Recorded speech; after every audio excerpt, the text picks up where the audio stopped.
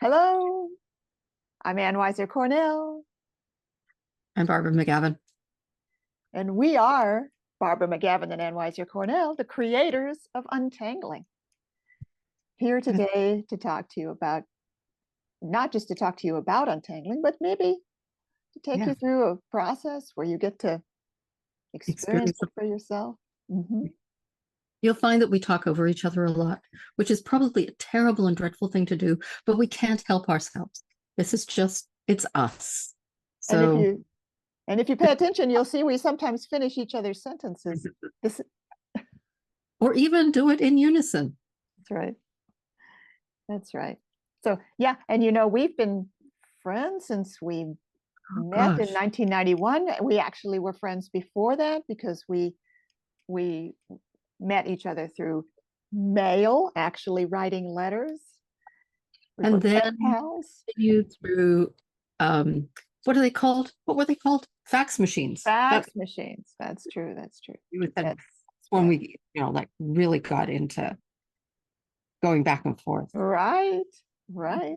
So we've Anyway. been friends a long time. We're colleagues. When we met, we were both focusing teachers.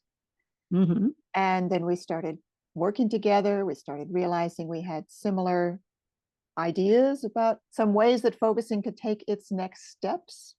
Then we also, at sort of around the same time, needed to face some really tough, troubled, tangled issues. And that too was something we did together. So here we are. And We're we gonna found a lot of things over the past 30 years. We found out so much about how things get really snarled up. Like it was so useful, basically, to have really screwed up problems because it was like a wealth of information, a wealth of data, a wealth of interaction that we could have with where things get really snarled up and stuck in life. So go on. I can well, tell. I mean, it became the most fascinating thing in the world. I mean, you'd Yeah. think that having a really stuck, tough problem would be a terrible thing. And of course, I remember feeling up against something that was impossible to change, feeling ashamed about it. One example is a way I was using alcohol addictively, feeling ashamed about it, feeling like, how come I've been focusing for years, but this hasn't shifted? And not even able to tell anybody about it, except finally I got up the courage to tell Barbara. And I didn't tell her that she should just go and disappear and what a horrible person she was. It was like, oh, that's really interesting. Okay. What Yeah, how can we bring what we know about life and focusing and how things change to this, even though focusing hadn't really done the deal at that point. well, it was focusing as we knew it then in 1994 that hadn't done it. And focusing, of course, is always evolving and developing. Many people are evolving and developing it. And at this point, the point of what we call a tangle now, facing something that's really impossible, hard to change, that's what we got really fascinated by, starting with ourselves, but almost immediately being asked by other people to tell them what we were discovering, what we were learning. And actually, that's what we're here today for, is to tell you.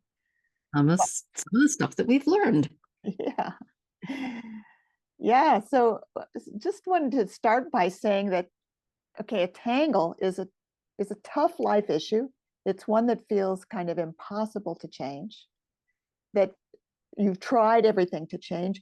The tangle is a kind of problem that just working harder at it, or just coming up with new ideas, or having new ways of thinking,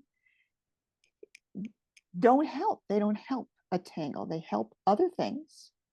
Yeah, sure. Working hard. There's a lot to be said for working hard.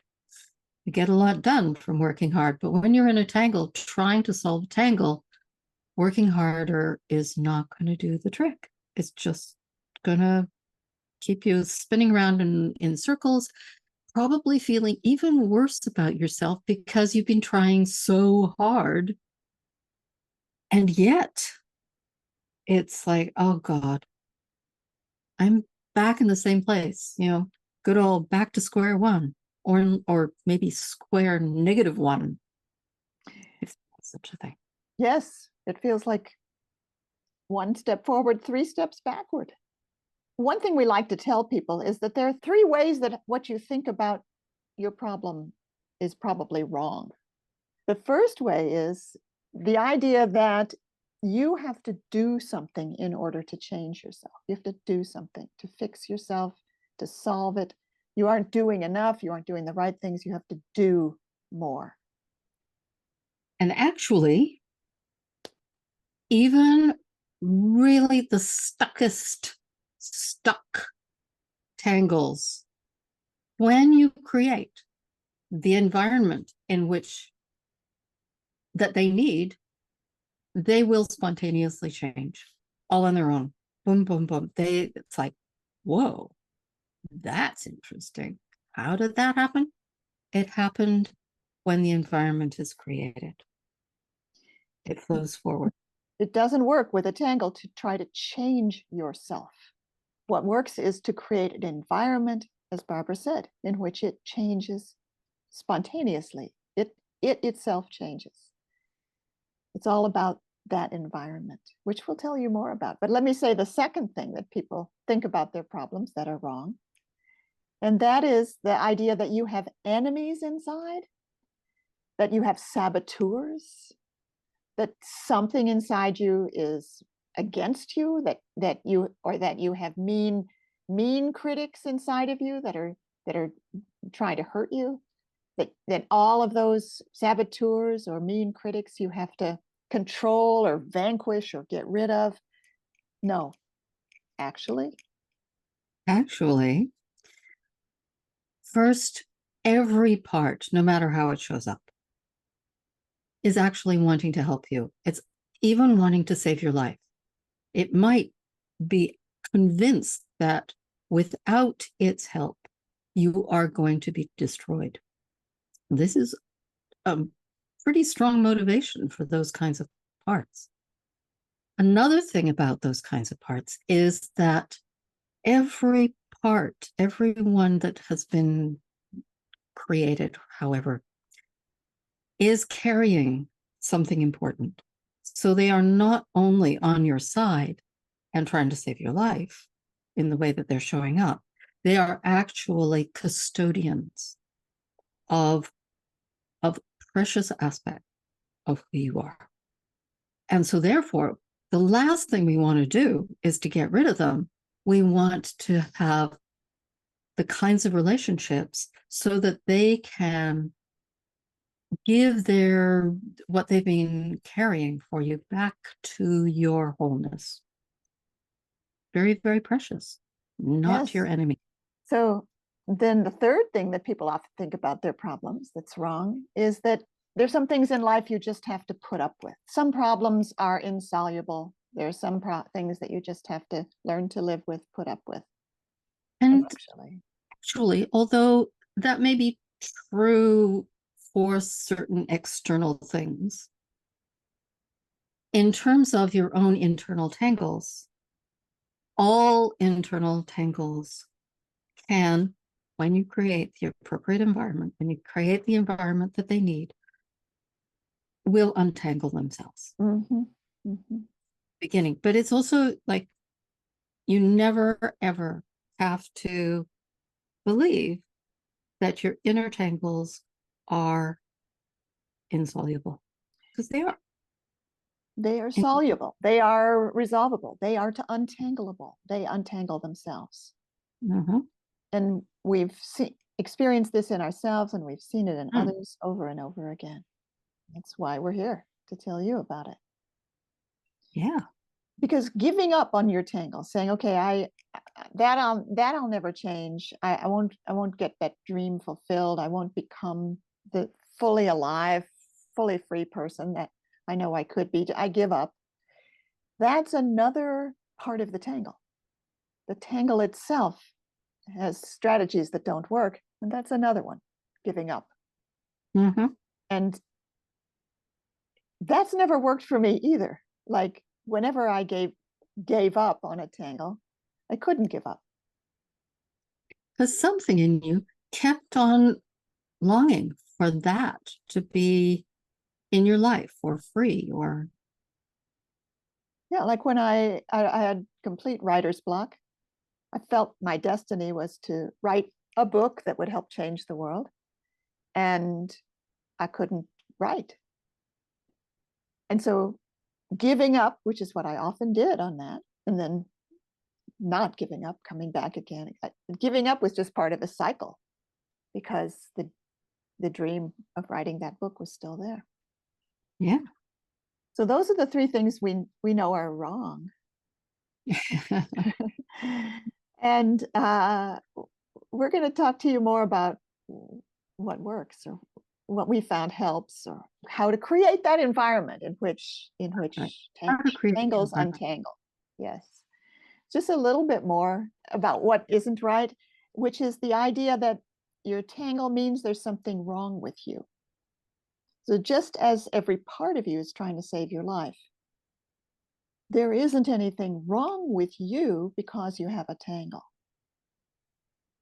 It's nothing to be ashamed of. Yeah, actually, tangles are incredibly creative. They are something that has been incredibly creative way of dealing with things that have been impossible in your life. Well, that gets us to the big question I'd like us to deal with in this webinar, which is how did tangles start in the first place? I mean, what is a tangle in terms of what is the problem that a tangle itself is trying to solve? Well, tangles form because of a stoppage.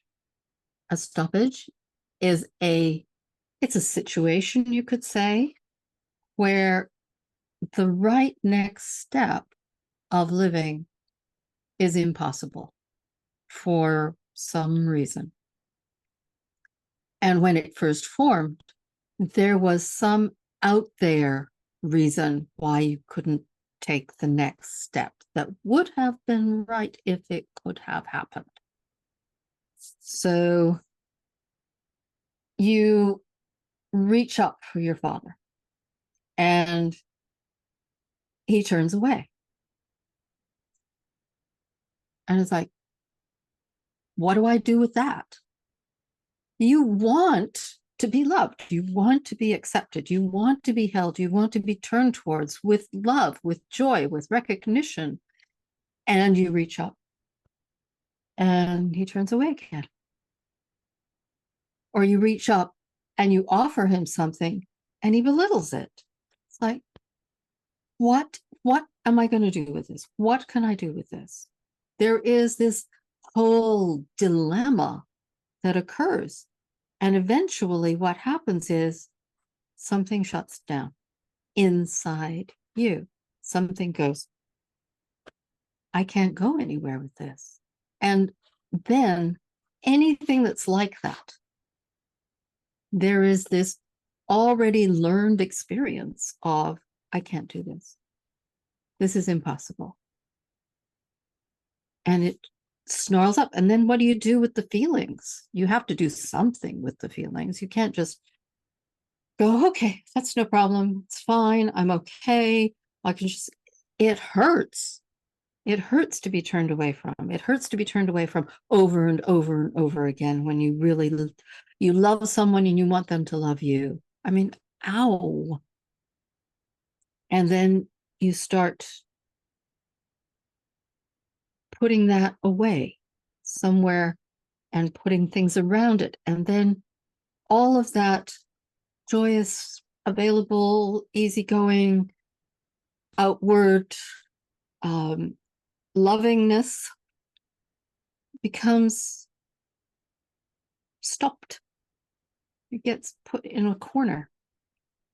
And so you have to do something. I mean, you can't just I mean, you could just die maybe, but most people don't at that Well, point. if stoppages don't kill you, then they result in tangles unless they can somehow be resolved at the time. Right. Maybe a different person shows up and says, "Oh, that really hurt. You wanted Daddy to hug you, and he didn't, and and this happened over and over, and oh, that's hard." So something could happen at the time that would mean that this incident, where something was impossible, didn't result in a stoppage. But quite often, not only does something happen that's not what the body was wanting, but it happens again and again. And even then, even if you express how it hurts, you may also get slammed for that. You may get punished for expressing your distress. Like, oh, it hurts. And like, just shut up. Don't, like, we don't do this sort of thing. Stop it. So, and that's, insult to injury. So So we have something gets stopped. Something gets stopped. And because, what we draw from is the philosophy of Eugene Gendlin, who says that life wants to live and the body itself is always ready for and prepared for and really knows the next steps of life. From the moment we're born, maybe earlier than that, the body is ready for certain kinds of interaction with the world and other people. And if those interactions happen, great. If they don't happen, if the baby isn't held securely and fed and smiled at and interacted with, then there's a stoppage, there's a limitation. The baby doesn't thrive the way it could. The next steps of development can't happen because there's chaining. Each step that feels right leads to another step that would feel right. Without that, we get tangles. Tangles are attempts by your body organism, your whole self, to solve the problem of the stoppage. And they're brilliant, but the problem is that at the point where tangles form, we don't have our whole self anymore. Stoppage means we're then divided. And then we have parts that have to each try to solve the problem of the tangle, but they end up solving it in different ways. And you end up with the inner conflict that we see in so many tangles, every tangle, really. Yeah, all tangles have different parts and different kinds of parts trying to deal with it, but they often, not always, but often wind up in conflict with each other. But there's always different sides in a tangle, different basic approaches. And they are, not compatible with each other at the level of what we call strategies, at the level of what you do out in the world. My favorite example of that is my dad. What seems to have been at the heart of many of my tangles was my father's emotional unavailability, which sometimes came out in verbal abuse and shaming and belittling, but often just him being gone. Kids try to make sense of the world. And as a little child faced with that stoppage, faced with the pain of it and unable to take it anywhere, because my mom would have been on his side, what happened was I decided that there was something wrong with me, that the reason Dad couldn't love me was that I couldn't be loved as I was. There was something wrong with me. That's a decision I think many kids make. Yeah, probably most. It's very hard to go, I hate my parents. There's something wrong with my parents. Yes. Some people do, and that's a problem too. I mean, it really also leaves you kind of lonely. But, absolutely. And insecure and in a scary situation. However, deciding that you're the problem also is painful. And so the way I like to tell the story is I can't be loved as I am. My spontaneous self is going to get responded to with this shut down, pull away, cold. I can't be loved for myself. So that a part of me then decided, well, then in order to be loved, I need to not be myself and to suppress and hide aspects of myself, especially the exuberant, spontaneous, carefree side. Need to kind of be good, stay within limits. So part of me decided to sort of inwardly enforce through inner criticism, nobody wants to hear what you have to say, and so on. And then another part of me, I just want to be myself. I don't care if I'm loved. It took the other half of the division. Like, can't be loved for myself. Okay, well then I'll be myself. To heck with being loved. And then that part of me became a rebel, became somebody who a little kid who talked back to adults. And these two parts inside me were then in conflict with each other. Each one was horrified by the other one. They called each other names. You're so controlling. You're such an out of control, reckless little kid. And this went on and on. So parts do war with each other out of a common impulse to help your life to go forward and to resolve the impossibility somehow. It's sad but true. I mean, that's part of where we find our hope. The hope for this kind of work is there is so much that's on your side. Everything inside you is really trying to save you. But then we have a mystery, which is if everything inside you is trying to save you, and that's resulting in a kind of impossible situation in life where you can't be your real self, what do? How do we meet that challenge? That's why we created our work, which we call Untangling. I mean, the thing about stoppage is it's not permanent. It's not damage. It's not brokenness. It's just stoppage. Life forward flow stopped, and it can start again. Whatever was missing then can be filled in. It can be filled in anytime, never too late. And in a tangle, what needs to be filled in is a quality of relationship. Because that's really what was missing at the time, was that there was relationship, the kind of relationship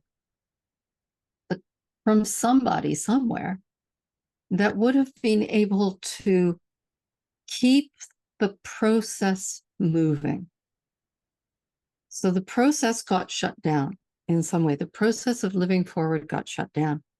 And so what was missing, what was missing then was a kind of relationship of either attention or understanding, but whatever it was, it would have kept everything in flow. And now, this is what we have found. You can do that for yourself. As a matter of fact, the most powerful relationship is the one that you give to yourself. And how do we do that?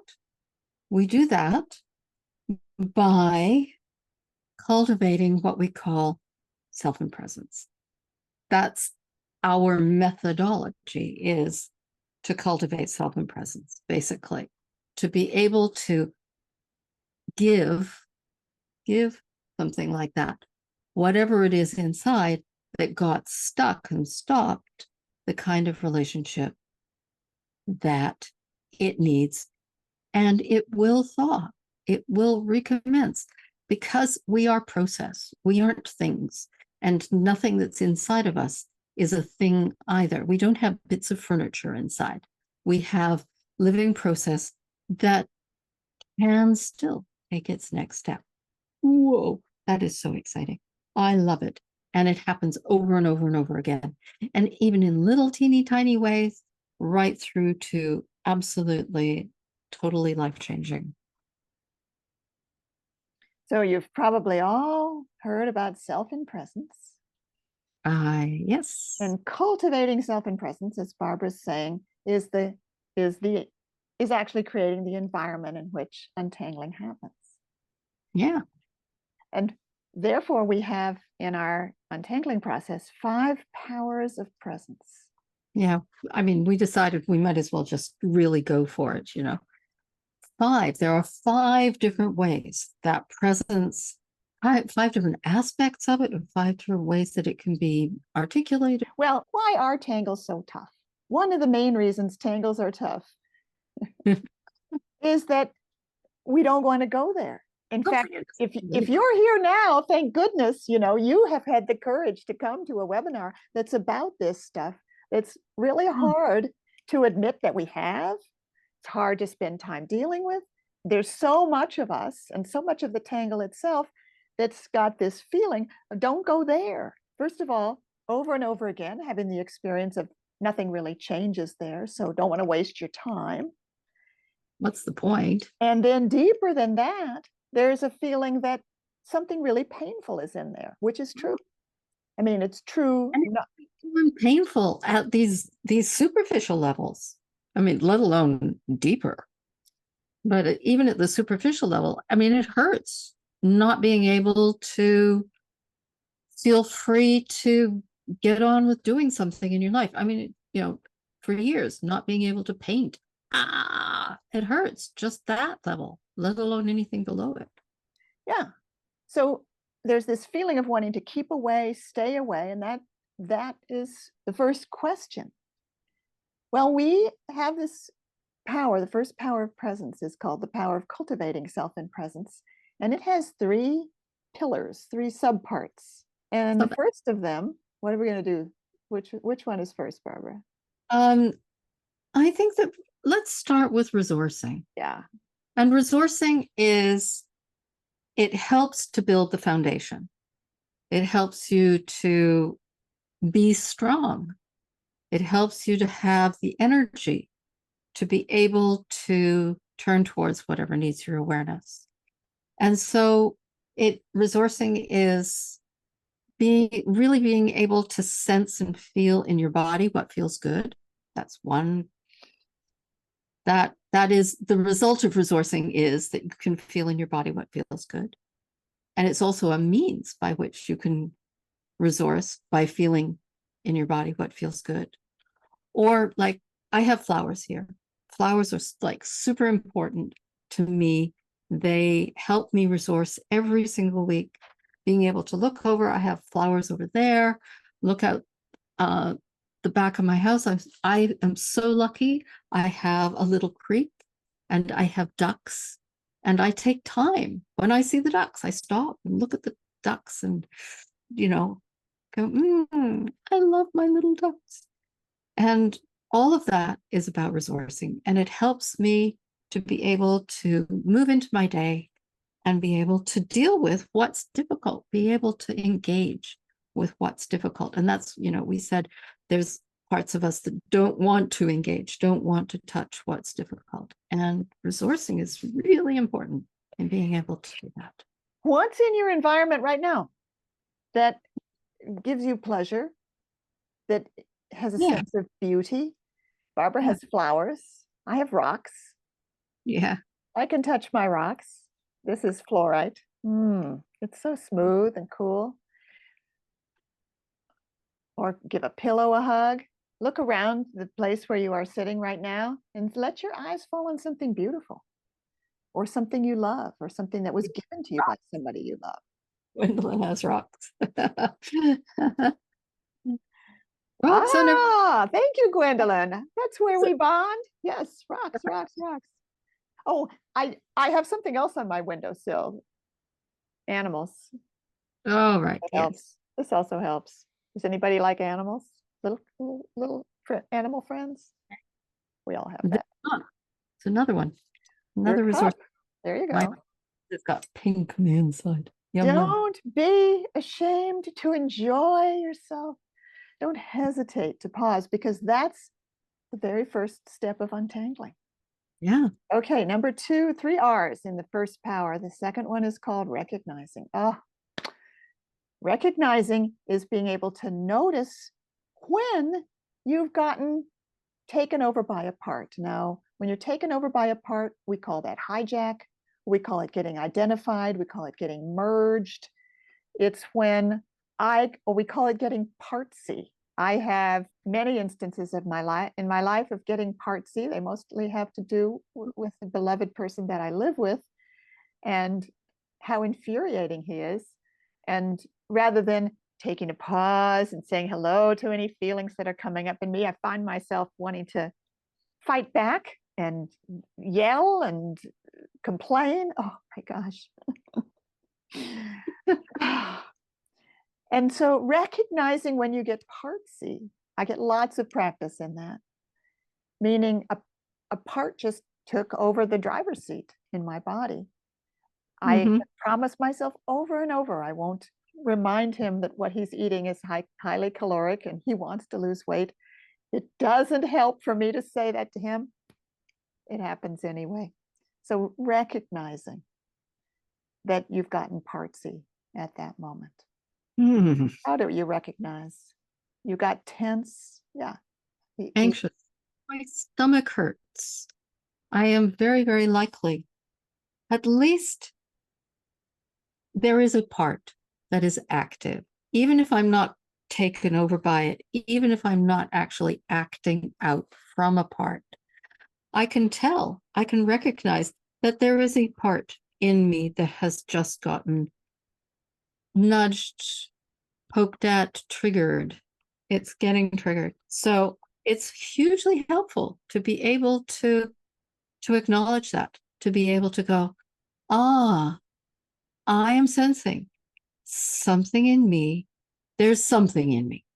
And it's feeling something, even if I can't articulate that, even if I can't say how it's feeling, even I can at least go, yeah, there's something's going on. Okay. And that helps cultivate self-presence because I am noticing, I am recognizing, I am acknowledging, I am seeing. There is something going on here. Okay. And we can move right from there to the third R, the third pillar of cultivating self-presence, and that is the R of relating. So relating means after I've recognized that a part is here, and after I've said, I am sensing something in me, I am sensing something in me, feeling helpless to help my partner change his eating habits, I pause and be with that in myself with a hello, little inner process of letting it know I'm here with it, listening, being with it, getting to know it better, and so on. So all of those together are the first power of untangling that's called cultivating self-presence. That is the foundation. And we go back to it over and over and over and over and over again. And it's the most important thing. We teach it first because it's the most important thing. But the trouble is that when you start saying, I'm sensing something in me, then very quickly, if it's a tangle, you sense another something. And probably a third one that's sick of the whole thing. And probably a fourth one that thinks there's too many parts. And then what we need is our second power. And that is the power of and. And the power of and cultivates self-presence by creating a space where everything that you're aware of, all the different parts that you're aware of, are equally valid, are equally valued. And so you become bigger. And it's really interesting to have that experience where you can acknowledge one part and you can acknowledge another part and you can acknowledge another part and have that experience of, I can contain all of these. I am big enough to be able to contain all of these. So you can have that self-reflective experience of, I am bigger. I am here with both. I am here with all of them. We are really cultivating the I. So this may appear to be parts work, but even more than parts work, it's cultivating the I that is what holds and is a space for all the parts. One thing we like to teach is I am the space where all my parts can be the way they are. Yay for and, as Anna says. And is magic. That's the second power, the power of and. And the third power is the power of deep empathy. Because just identifying a number of different parts and being able to hold all of them and be the space for them, that still isn't change. I mean, it's amazing, but truly untangling is going to require supplying the kind of relationship that has been missing all this time for your parts. And that happens in the power of deep empathy. It's one thing to really to be able to accept a part where it is. I mean, that's great. And to be able to say, I can sense that you feel this, or I can sense that you feel that. I can sense that you're not wanting this. I can sense that you're not wanting that. I can sense you're wanting this, that. But there is a kind of superficial kind of level, and then there's this deeper level. And it takes time. It's more than just, I hear you, that you want, a Mercedes-Benz. It's what you really want from having a Mercedes-Benz that really matters. And we can go down and down and down. Like we were talking about how the different kinds of parts, they kind of have a conflict. At the superficial level, they have a conflict. And when you go down, you'll find that essentially they're wanting the same thing for you. They're wanting some kind of relational fulfillment, relational contact. They want you to be loved, basically. Mm-hmm, mm-hmm.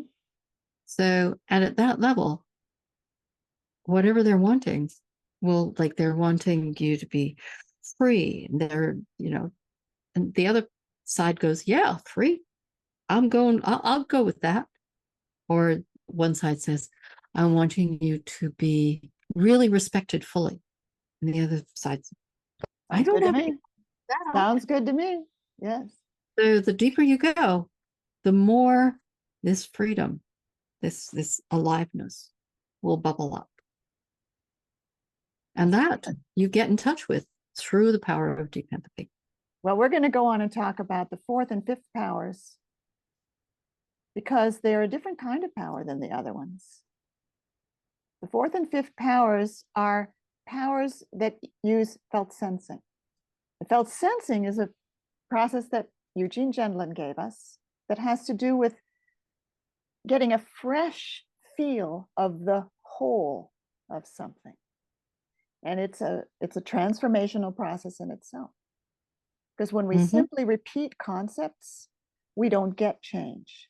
But when we get a felt sense, something really new is possible from the fact that we've gone to the edge of what we can already conceptualize, and we're sensing the whole of something freshly. So we decided to incorporate felt sensing twice in our untangling process. The fourth power is called felt sensing the stoppage. The stoppage itself is not a part. It's how your body still has that experience of, I cannot live forward here. And it's deeper than just feelings about it. Parts have feelings about. It can even have feelings about the stoppage, can be upset and angry and frustrated and all sorts of things. But the stoppage itself is how your body experiences, has that feeling of, I cannot go forward here. And it takes time for that to form. It takes time for that to be experienced directly. And then felt sensing, when you are felt sensing that, as it forms, also symbols that match it can come. And when there is a matching, it will change. It will go forward. It's like, whoa. In ways that you have no idea what it will be until it happens. It's your body's your organism's true next steps waiting to happen, something that we couldn't even conceptualize. Yeah. So felt sensing the stoppage, and then we can also do something we call felt sensing it all. And felt sensing it all is getting a felt sense of the whole situation, not just our own very particular stoppage place, but this whole thing that includes you and other people and where you are in your life now and everything and stuff you don't even know. So stuff you don't even know you know, but your body can have it. And it will also be a living forward that happens there at a different kind of level. So two different felt sensings. You know, when you hear about our 5 powers, you might be thinking, well, where does the change actually happen? You have to do all 5. What's the sequence? What's the order of things? Actually, there's a potential for transformational change in many places in the process. You don't have to do all 5. It's interesting because there's a potential for transformational change here and here and here and here. And we've seen that happen, is that somebody gets a big, like the real big kind of shift where life emerges and everything's changed while doing power number 3. Absolutely. There's a lot that can happen with the power of deep empathy. A lot can feel so much freer and open, more open and easing, and there may still be more, and that's okay because there's lots of richness still to be had. Well, we're wondering if you'd like to go through a little experience with us, just to try this out, try some of this out with your own tangle today. And you might be probably sitting there thinking, do I have a tangle? If you were drawn to this program, then of course you have a tangle, probably more than one. And so if you feel like you've got more than one, just pick one, just do this exercise with one of them. And other than that, it's okay. It doesn't matter. Okay, so inviting you to take your time to bring awareness to your body, to feel your body here and now, just supported by what you're sitting on. And resting into that support.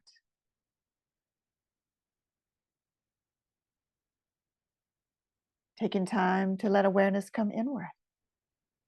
So you're sensing also in the inner area of your body, your throat, your chest, and your stomach and belly area. Letting yourself arrive within your body. And if, as you've been listening to us, it has brought up feelings for you that you can feel in your body right now, let's take a moment just to acknowledge that.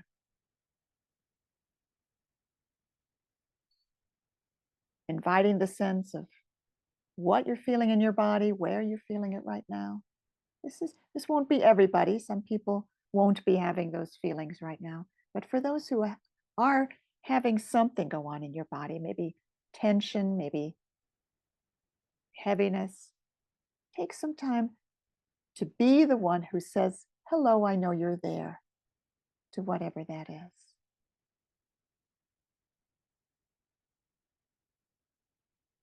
Very good.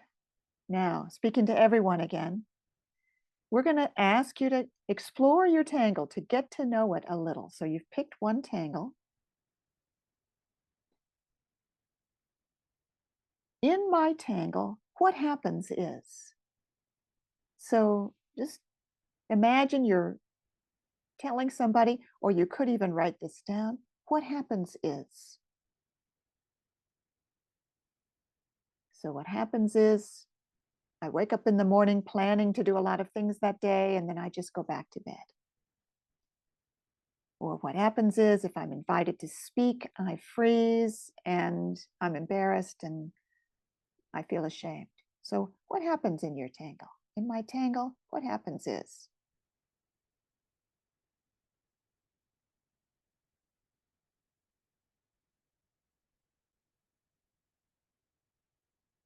Okay, and you can stay with that longer on your own time, but let's go on now. So in my tangle, I have voices that say I should or should not. Is that right? So asking yourself, what are the shoulds and the should nots in your tangle?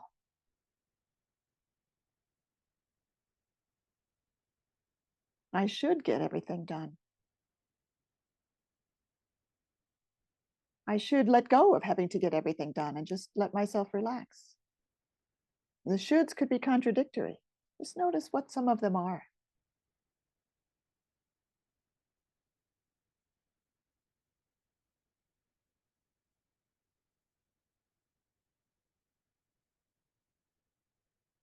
So now ask yourself, my tangle also involves, so whatever you've said so far, spread out a little and say, what else is involved?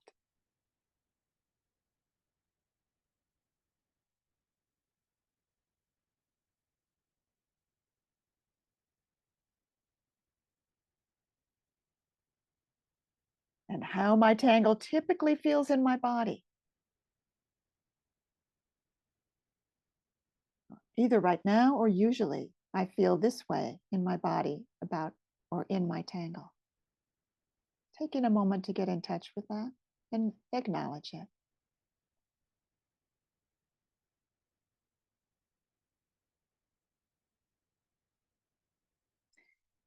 So now let's take a little time to get a felt sense of your tangle.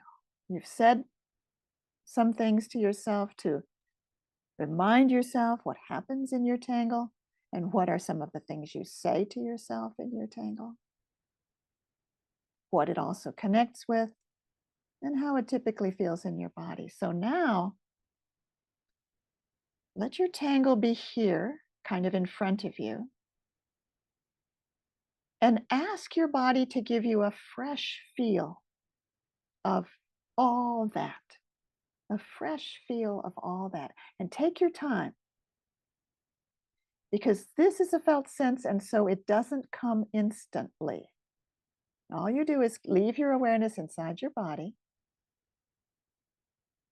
let your tangle be in front of you, and in your body say, I'd like to get the fresh feel of all that right now.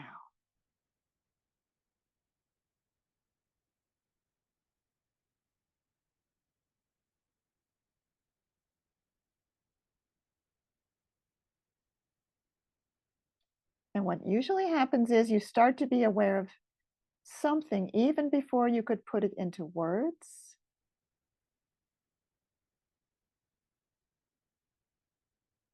So try saying to yourself, I'm sensing something, and see if that feels true.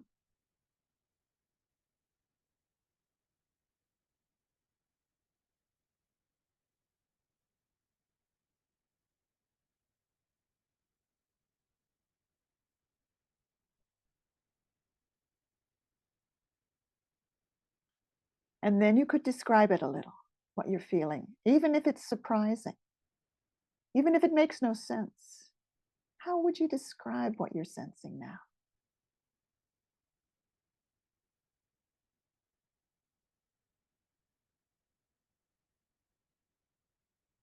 And take the description back to the feeling and see if it fits or if there's more.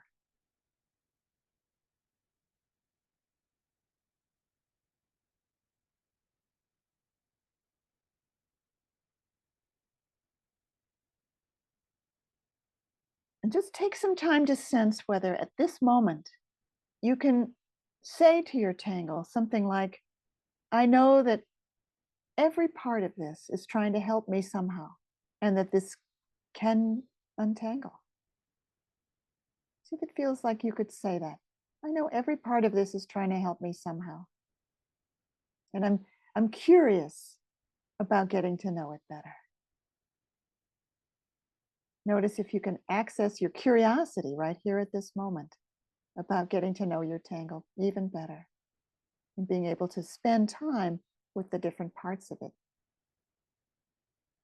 getting to know each of them better.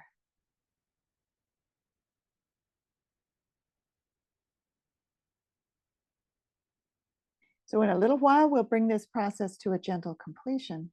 maybe first take some time to sense if there's something more that wants to come, that wants to be acknowledged, something more that needs your attention.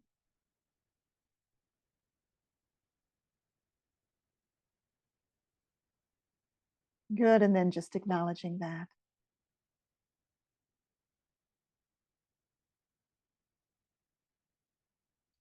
So thanking your body. To be continued. Notice what you want to remember, what you want to come back to. And begin letting your awareness emerge, feeling the room around you. Perhaps even making a few notes for yourself.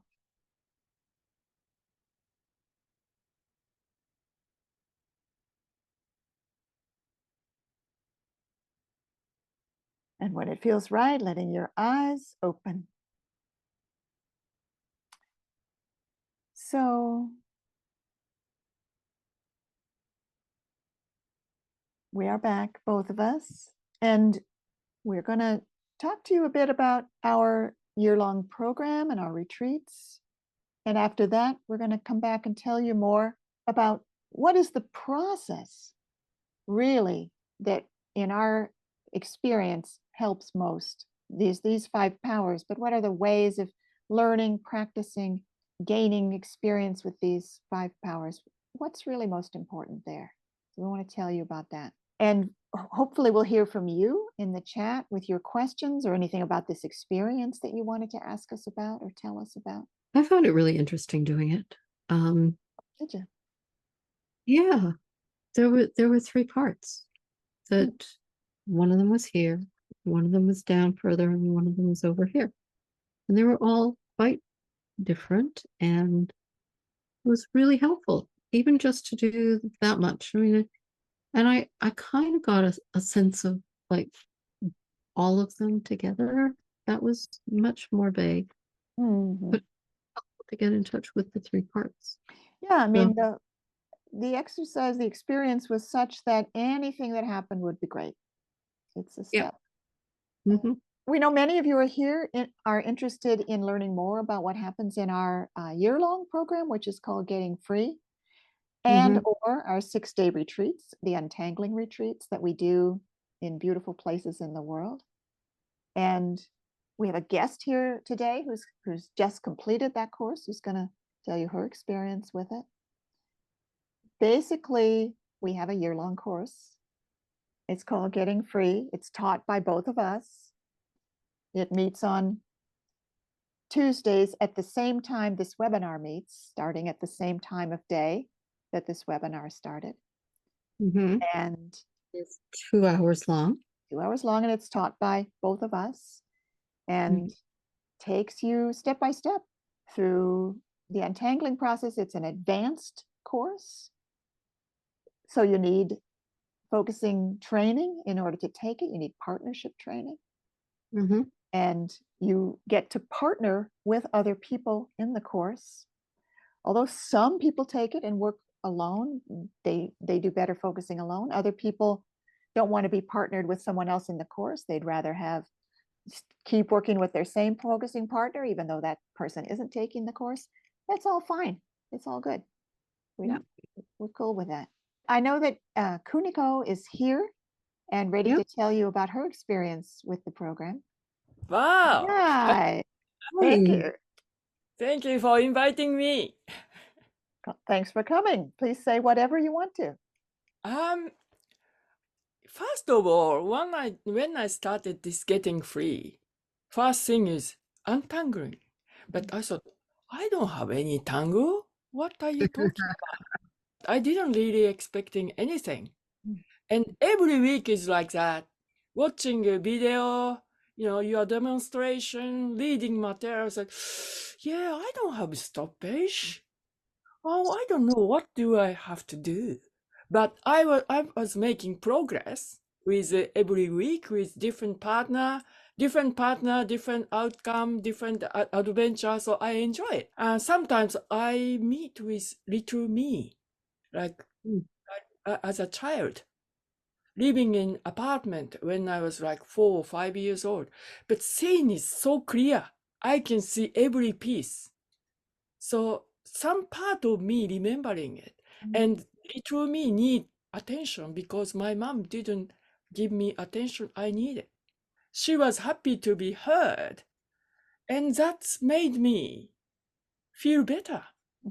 That sort of things are happening. So I thought, wow, I'm making progress. But biggest surprise coming to the end because I didn't understand what stoppage was. But biggest part was me. I was believing I'm okay no matter what happens. I'm strong enough. I can look after other people, but I can look after myself. So I have no problem. But all of a sudden, I realized that was part, very strong part, like my mask. Yeah. And suddenly, just realizing, and that, it's just like you said, that part was helping me, against society, against my parents, everything. So it was very, very important part.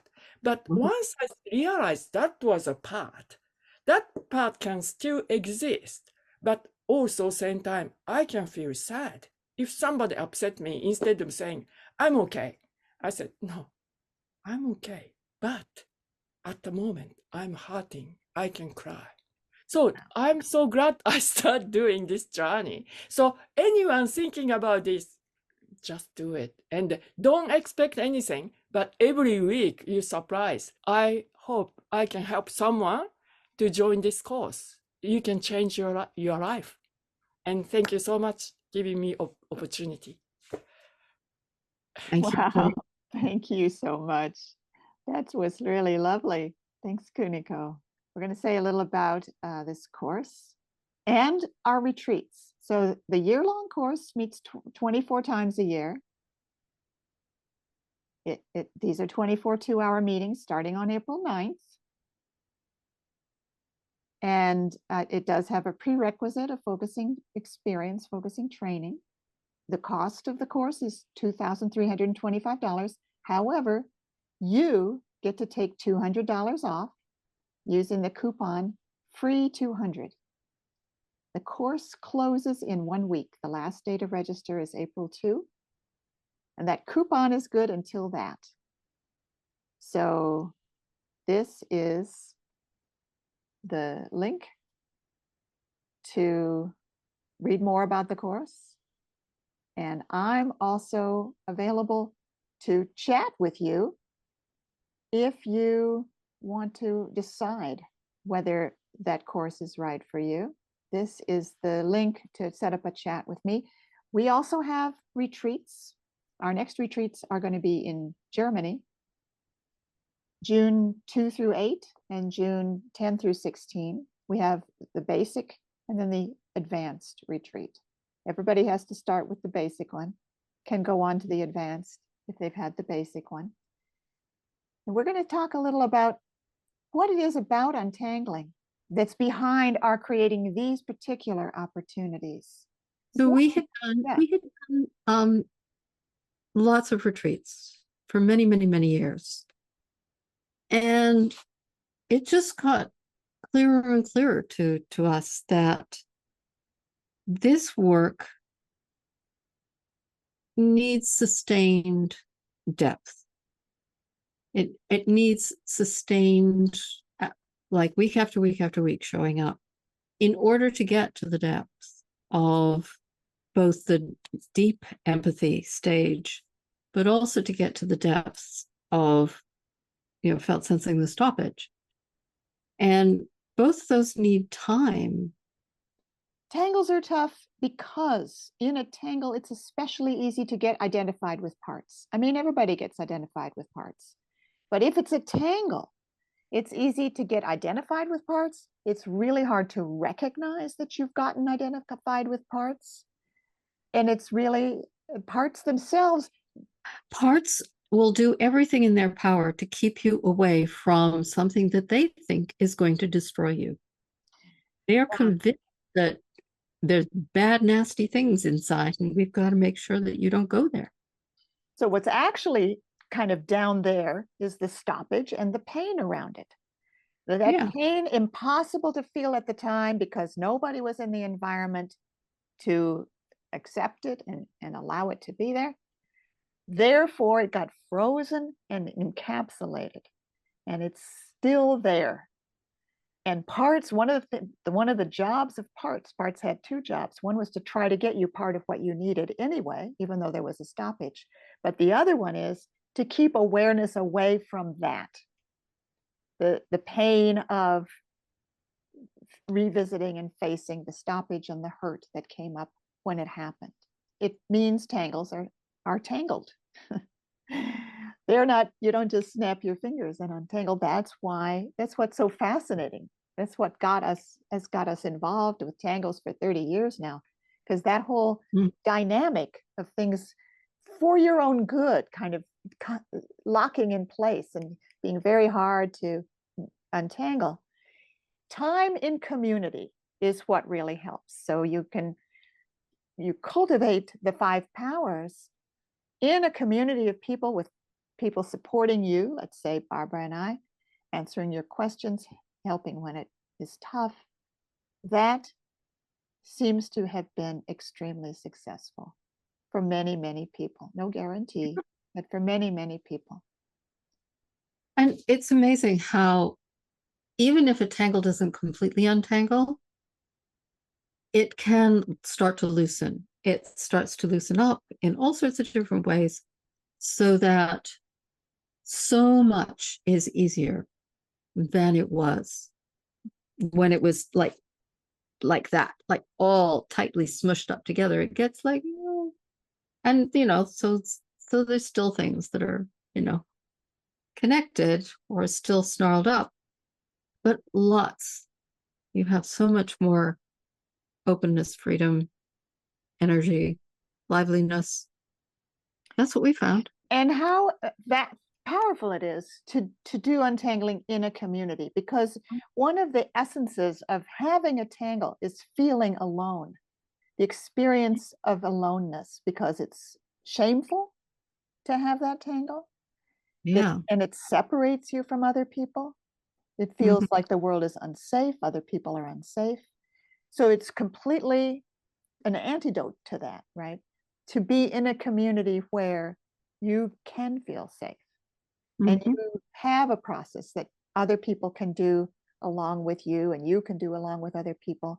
So that's why working in partnership and being part of a community is such a healing process. We do that in our Zoom classes, the 24 meetings over a year. You really start to feel part of a community.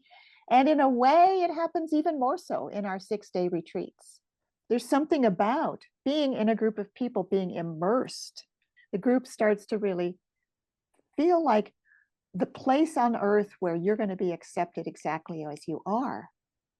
And by the end of the week, oh my gosh, I'm in love with these people, and taking with you the feeling in your body of having been that accepted in a group.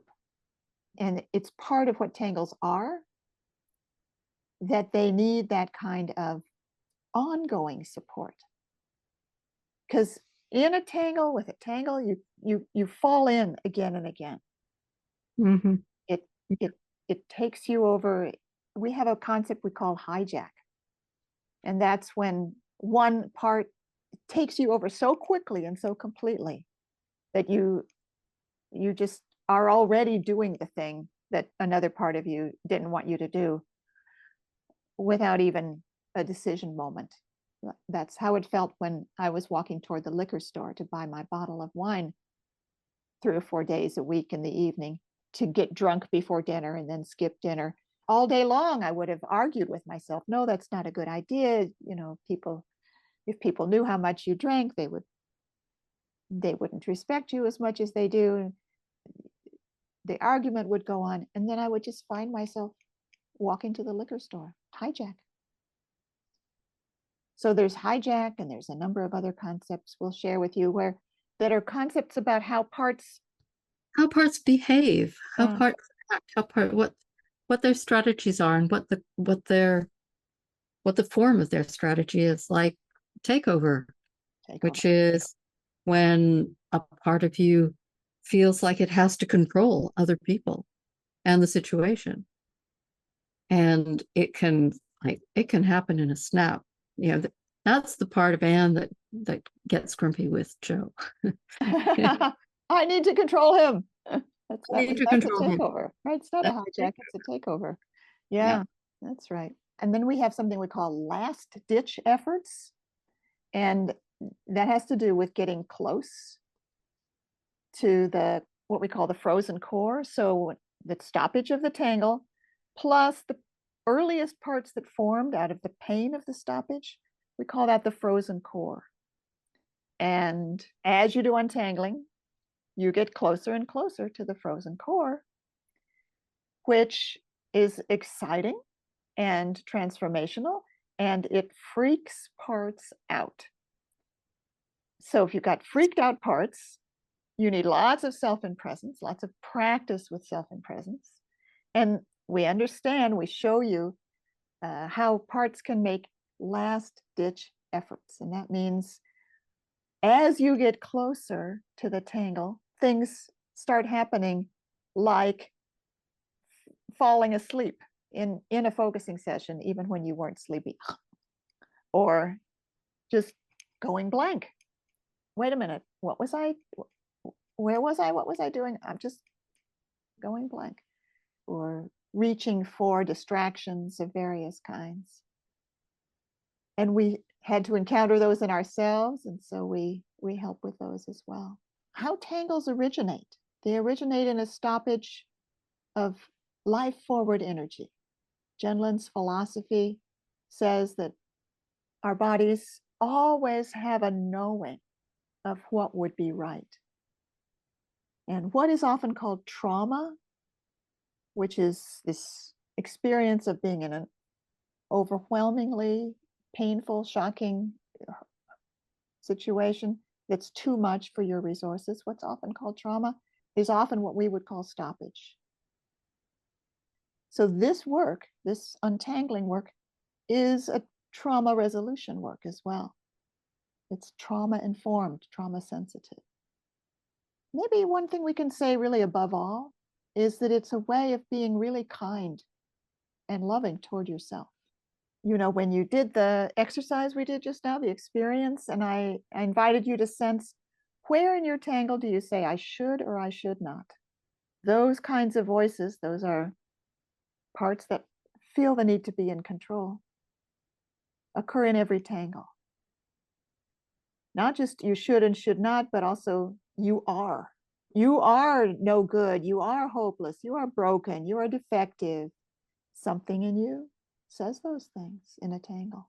Untangling, on the other hand, is completely being kind and loving to yourself. Including being kind and loving to all your parts. Even the ones that say those things. Even the ones that seem so mean and nasty, or seem so broken and wrecked, trodden down. You know, nobody here has asked us how our method differs from internal family systems. But since nobody's asking that, I'll answer that question anyway. Go for it. Tell them. Yeah, because internal family systems, IFS, great method. It has helped many people. If it helps you, don't stop doing it. And actually, even though our work is parts work, it's quite different from IFS. Because in our work, parts come into being because of stoppages. They're temporary processes that occur when stoppage happens. And because they're temporary, we don't give them names like the pusher or the controller or the inner child. Naming them is in the direction of permanence. We like to say the part that criticizes rather than the critic, for example, or this one is criticizing right now. And what we think that parts are is they're partial selves. They're a kind of dividedness of the self that happens when faced with stoppage. And that, therefore, as Barbara said earlier, each part is carrying for you a part of your essence and some of your abilities. And when untangling happens, the parts give their qualities back to you, and then they no longer exist. Even more than your qualities, which are great, everything that it has learned and developed, you get to keep that too. So some parts become great planners. And so you get to continue to be a great planner. Some parts get to be kind of they can do things even when it's really difficult. And you get to do that too. You get to have that too. So whatever they have learned, whatever they have developed, you get to keep that capacity, that ability. So the whole process of untangling is never designed to change your parts. We always say to our parts, you can feel the way you feel, you can be the way you are. There's no process of mediation or negotiation with parts. There's no giving them new jobs.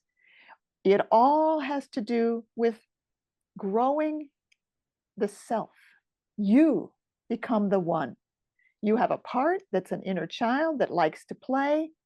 You become the playful one. Playfulness becomes your quality, and so on.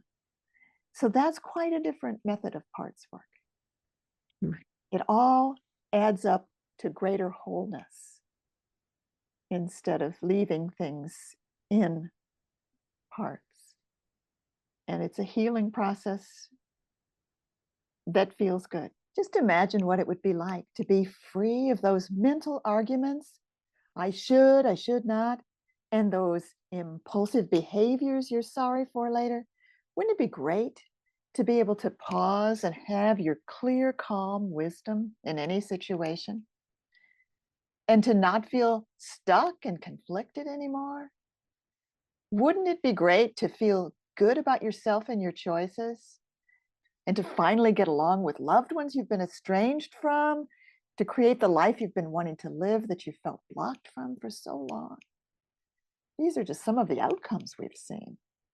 And most of all, perhaps, to feel that you are okay. Your life is okay. You're at ease. You're at ease with being yourself in your life. Tangles do untangle. What else, Barbara, did you want to say before we stop? I'm really glad I get to do this work. Yeah. It's Here because it's fun. And I just really want to thank everybody for coming and listening to us and being here. And thank you.